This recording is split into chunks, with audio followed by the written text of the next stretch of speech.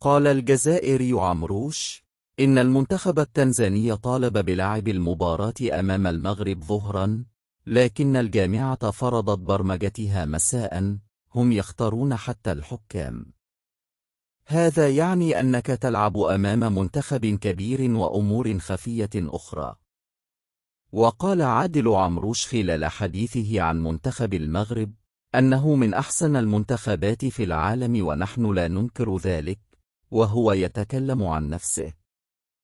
وأضاف مدرب تنزانيا: بخصوص التصريحات التي أدليت بها سابقا، لا تأخذوها من الجانب السلبي، وغير ذلك فقد تكلمت على الفكر التكتيكي للمدرب والعديد من الأمور الإيجابية.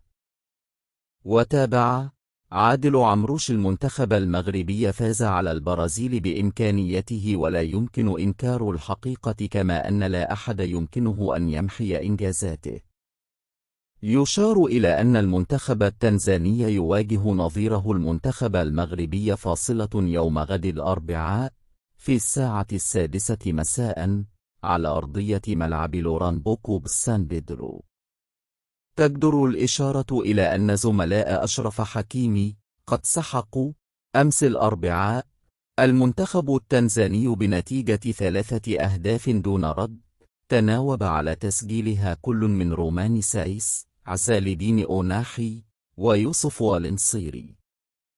اعترف مدرب منتخب تنزانيا عادل عمروش بفشله أمام المنتخب المغربي في المباراة التي انتهت بفوز أسود الأطلس بثلاثية نظيفة لحساب الجولة الأولى للمجموعة السادسة من كأس أفريقيا كوت ديفوار 2023 توتال إنرنجاي.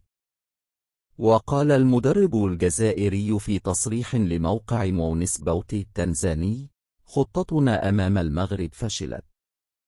لم نتوقع كل هذه الأحداث، وأهنئ المغرب على المستوى الذي قدمه والنتيجة التي حققها. وأضاف: جودة لاعبي المنتخب المغربي أحدثت فارقا كبيرا في المباراة وهم يستحقون الفوز. ووصل: أردنا تحقيق نتيجة جيدة، لكن الإصابات أثرت كثيرا على فريقنا. كانت هناك أيضا أخطاء فردية من جانبنا. ثم اختتم حديثه قائلا: أحاول أن أبقى متفائلا. سنصحح الأخطاء التي ارتكبناها وسنكون حذرين في المباريات المقبلة. لن تكون مهمتنا سهلة، لكن لا تزال لدينا فرصة للتأهل.